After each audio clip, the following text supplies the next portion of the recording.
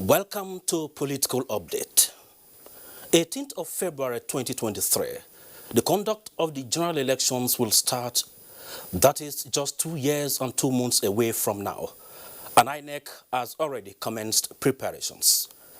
As Inec begins its arrangements for a successful outing, the political parties are not just resting, but also making some adjustments in their structures to avoid any structural defect in the 2023 contest. To change the political complexion for the better in 2023, the National Assembly is revisiting the Electoral Act in an all-inclusive manner. That is the outlook of Political Update today. I am Mie Ogede.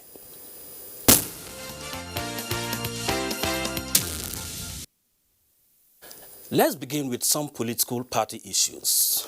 The National Executive Committee of the All Progressives Congress, APC, has approved the extension of tenure for the party's Caretaker and Extraordinary Convention Planning Committee for another 6 months.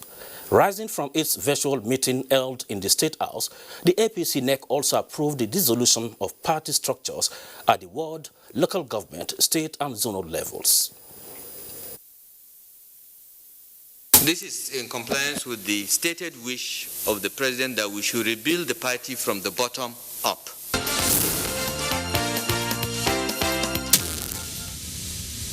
The APC has also postponed the membership registration, update and revalidation exercise. This was announced by the Secretary to the party, Senator John James, in Abuja. Including the fast approaching Christmas and end of the year celebrations, as well as the interests of our Christian members and the objectives of ensuring maximum participation, the Caretaker Committee has decided to shift the date of the exercise to the second week of January 2021. The Caretaker Committee sincerely regrets any inconveniences that may arise out of this change in date.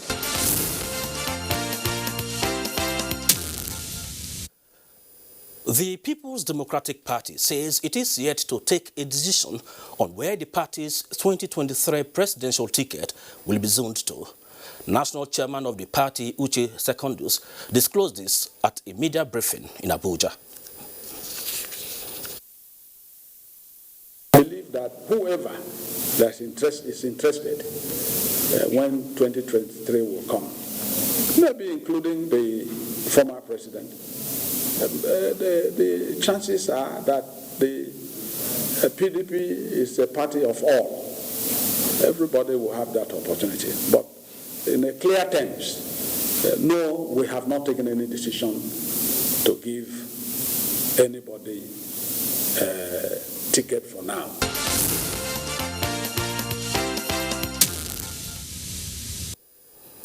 The chairman of Inec, Professor Mahmood Yakubu, has been sworn in for another 5-year term. The swearing ceremony performed by President Muhammadu Buhari preceded the weekly meeting of the Federal Executive Council.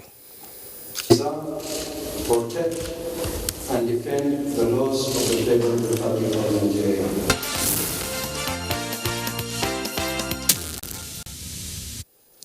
While at the National Assembly, President of the Senate, Ahmed Lawan, is assuring Nigerians that the new Electoral Act 2020 will be put to test in the first quarter of the year 2021.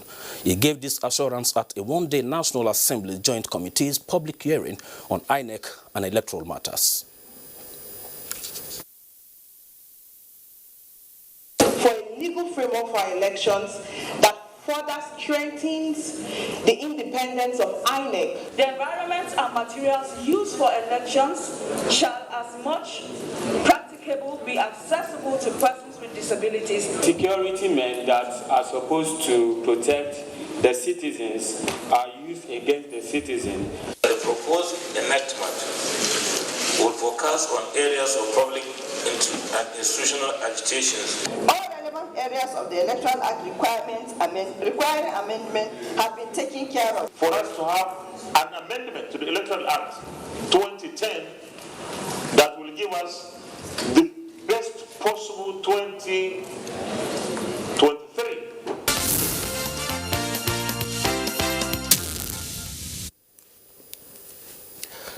Thank you. Let's take a look at some of the issues we have raised on those reports. Joining me in the studio is the APC leader UK, United Kingdom, Prince Ade Omole. You are welcome to the studio. Thank you so much for having me. Thanks a lot. As you can see, the race to 2023 has started already. Correct.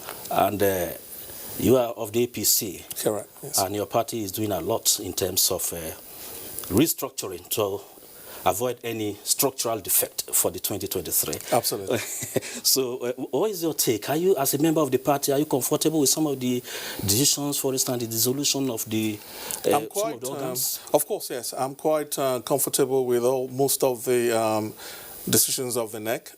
It's like you've just said, it's about preparing for 2023 and beyond. And also, you remember that we are also the governing party of the day, and we're just doing the right things so that by the time 2023 comes up, we're ready and we're also geared up to go. So, but talking about the preparations of the party, we all remember that there was a NEC meeting and a few resolutions were actually agreed at the end of that particular meeting, which you have just played, and some of them again are also geared towards actually building the party from the ground up and also ensuring that we actually revalidate the membership of our members and also register new members. I mean, obviously, the last time we had this was a few years back, and you must remember that a few Nigerians, or probably many Nigerians, have actually turned 18, so it's a step in the right direction, trying to register as many Nigerians that are actually eligible to vote. I think we should be doing that. It's the right thing to do, and that's what we're doing. In addition to that, the committee, also the NEC, also went ahead to actually dissolve the existing structures of the party, but again, reappointed them as caretaker committee members, executives of the party, so that at least when we actually start the registration, there will be an executive in place, and that's why one of the reasons why we've moved. If you remember that there's been a postponement of that registration because of the Christmas break. Obviously, I mean during Christmas festivities, you don't want that actually going on, and that's why we've actually moved the registration and revalidation of our membership to the first week of 2021. In terms of now, the present caretaker committee has 6 more months. Their tenure is supposed to end on December. Correct. And meaning they have to stay till June 30th, 2021. And elections, congresses will be conducted. Correct.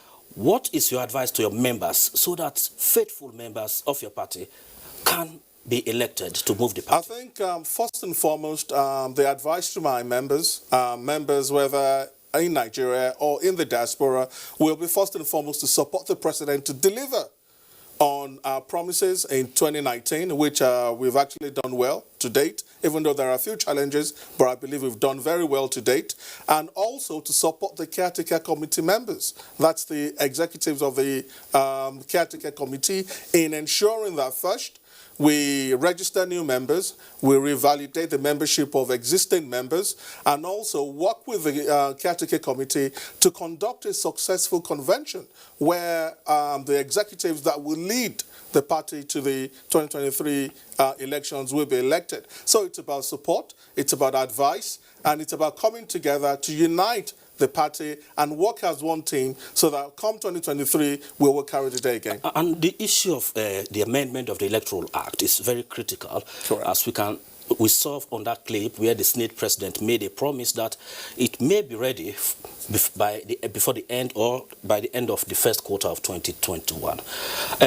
What areas do you think they should focus more on? I think as a Nigerian in the diaspora and also a party member in the diaspora, I mean, for us, the most important thing is diaspora voting.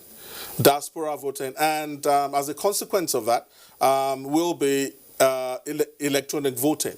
I know it's something that's going through the National Assembly at this present time. There's a bill for diaspora voting in February 2020, which was just a few months back before the COVID-19 pandemic lockdown, we held a workshop at the Hilton where we invited Inec and members of the National Assembly. And Inec actually has assured us that if the law is changed, definitely they're ready for diaspora voting. The bill is in the National Assembly already, and hopefully it should be coming up for second reading before Christmas. And we're hopeful that come 2023, diaspora voting should be in place if we put the right things in place and ensure we will support the National Assembly to ensure that we get this done so that Nigerians also in the diaspora can be part of the democratic process in Nigeria. So we're quite glad that it's ongoing. We're quite happy about the electoral process, and we want to be part of it, and surely we should be part of it. Thank you. We'll still come back to you. But as your party and other Nigerians are preparing for the 2023 elections, Inec is also preparing. Definitely. Let's hear from the Inec chairman who, during a briefing yesterday, made some very remarkable statements ahead of the elections. Let's hear from him. Okay. We will continue to discharge our responsibilities to the fatherland. Our work continues. The quick passage of the Electoral Act amendment is a top priority, and you will recall that I appealed to the Senate Committee on Inec during my screening for confirmation 2 weeks ago, urging them to conclude work, meaning the legislative processes for the passage of the Electoral Act amendment by the first quarter of next year. For our part, the immediate area of attention for the Commission is the resumption of the continuous voter registration exercise also in the first quarter of next year. And this will continue at least until 6 months to the 2023 general elections. So we are going to continue register voters continuously for well over 1.5 years until 6 months to the next general election. We will also seize the opportunity as required by law to update and clean up the register of voters. In doing so, we hope to introduce a new technology for voter enrollment in 2021, learning from the lessons we learned in the previous exercise in 2017 and 2018. We have exactly 799 days to the next general election, holding on the 18th of February 2023. And we'll ensure that we work hard to achieve the activities. About 2 weeks ago, I was still speaking to the technical team. We identified 1,508 activities that we must accomplish between now and election day in 2023. Some will be carried out simultaneously, but that is an interim list. I'm sure by the time we finalize, it will be a bit longer, but we are committed to ensuring that we achieve what you need to achieve ahead of the election.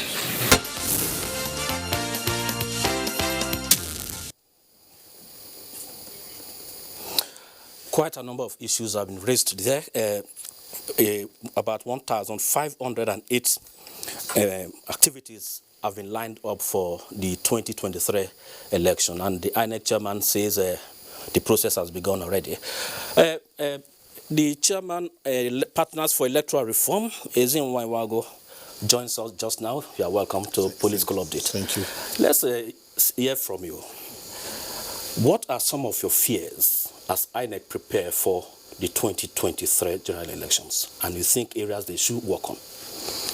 Well, let me apologize for coming in late. I think that I don't have fears, I have concerns.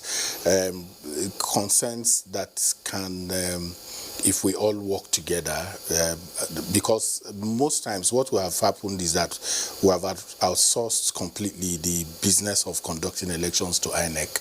And the election is a multi-stakeholder engagement. So I would rather be saying, how do we get the different stakeholders within the election stakeholdership play their different roles in a way that guarantees the kind of elections that we want to see. And by that I mean that INEC, for instance, just have its chairman returned. That has provided the benefit of experience. Over 200 off-cycle elections, 6 court-ordered gubernatorial elections. That experience should count for something in terms of improving the quality of elections. One thing that I also know is that somehow the current INEC has been able to shut the door against the politicians in winning elections within INEC, as against what we used to know before.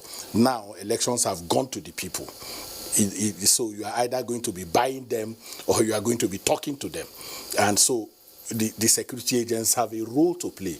If everyone is prepared, if INEC gets there on time, the ballots are opened, and somebody comes in there and pours ink into the ballot papers, everything, all your preparation gets to nothing. So that person that does that is an agent of somebody. Okay, so that person, who that person agents for, needs to come to the round table and say, look, do you really want to always have this kind of elections where people prepare, money is spent, and at the end of the day, just with a gunshot, everybody runs away, and the whole preparation gets into nothing.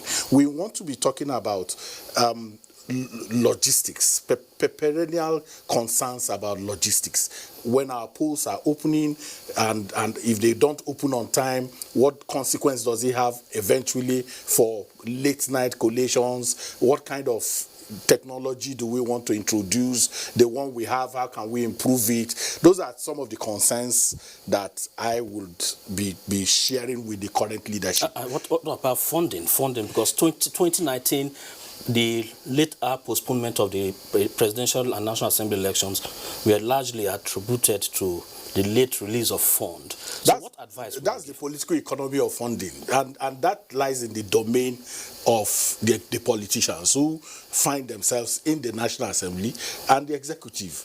Okay, so if they understand, for instance, that you need to do procurement, this is heavily dependent on different kinds of procurement, printing, vendors, all of those things. You can't run those things on credit. The politicians know that. So when you put an INEC that is called independent in a position where it comes, begging always for, release of funds, then you give conditions. You now give conditions for how those funds are released. That's what I call the political economy of funding. We can take that out.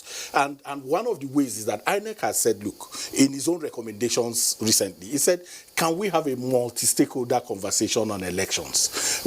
Meaning the Attorney General representing the executive, the different House committees on election and Senate committees on elections, my brother from the political parties, everybody in one room, talking about what kind of election we want to have. Civil society, the media, you've reported elections, you've seen practically, this is not textbook now, you've been on the field, you understand what the problems are, the politicians know what the problem is. Come and say, look, it pays all of us if we have free, fair, credible elections. What can we do together to make that happen? Thank you. Let's hear from Ade Omole also. You are from the APC. Correct.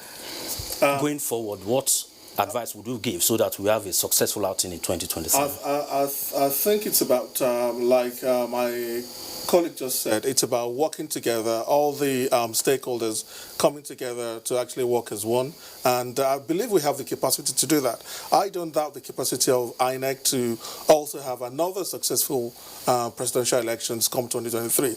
But it's about, looking at where we've actually not done the right things we can learn from the mistakes that were made in 2015, 2019, and ensure that we don't actually make those mistakes again come 2023. And you can see from what the APC is doing, trying to build the party from the grassroots up, and that's why we're preparing, and we're ready to also work with INEC to ensure that come 2023 we have a credible, fair and free elections. Okay.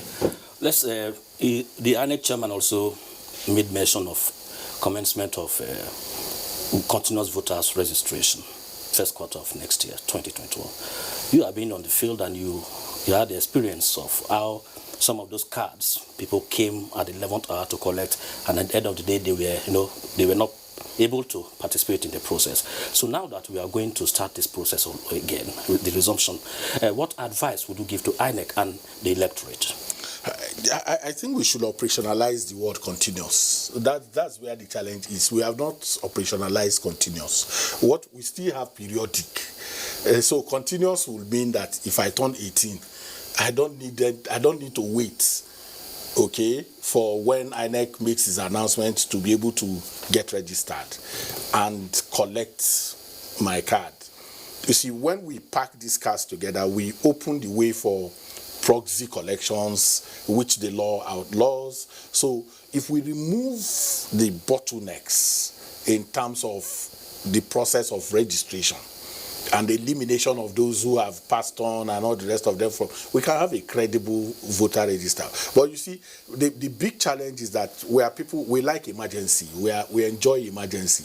We like, because emergency gives you power, gives that official power. The INEC official becomes very important when there's an emergency. So we enjoy that. So if we eliminate all of those things, turn 18, go and register.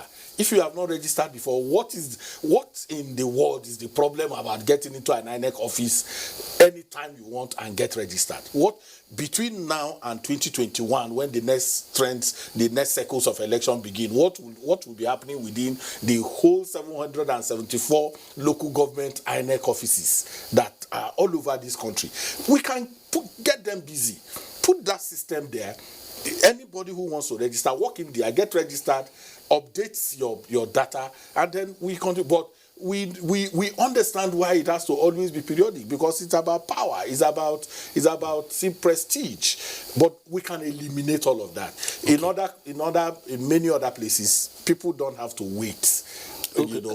Before you came, we discussed the issue of the amendment that is going on at the National Assembly. Can you briefly, in a minute, tell us the areas you think they should focus on? I think our Electoral Act is the most amended piece of legislation that we have had since the return to democracy. So we make a fetish of these amendments, and we get very ritualistic about it. So what I talked about, the multi-stakeholder engagement, the harvest of that should be what should be taken into the machine of lawmaking. Okay, so while we wait for that, the material time, what do we do? What we need to do clearly is about the time in between resolution of disputes. Okay, electoral disputes. That's a challenge. So as we speak today, there are people who have won elections that don't even know whether they are the candidates of their party. You understand? So that's a dilemma. You can take out all of those things. You can also remove all the constraints for INEC to operationalize technology where they can. Those are things that can happen very quickly. The issue of diaspora voting that he talked about, what needs to happen is that remove the law that says that cannot happen. And then you start talking about the mechanics of making it to happen. But you can't make a law and say that this number of your citizens who are contributing from outside cannot participate when Nigerians and Ghanaians can vote, who live in Nigeria can vote in Nigeria. But remove that law first and then face the problem that it contends with. Thank you very much. You have really enriched our package today, despite the fact that you came slightly late. Thank you. My apologies. My apologies. I was in another studio. We also thank you. Thank you so much for having me. We wish you all the best as you go for more endeavors, even outside the country. Thank you so much. But before we go, let's tell you that the incumbent president of Ghana, Akufo-Addo, has won the presidential elections in that country. However, the opposition has rejected results and yet to take their next line of action. That is the much we can take on today's edition on Political Update. Join us next week, Tuesday, for another fresh package. By God's grace.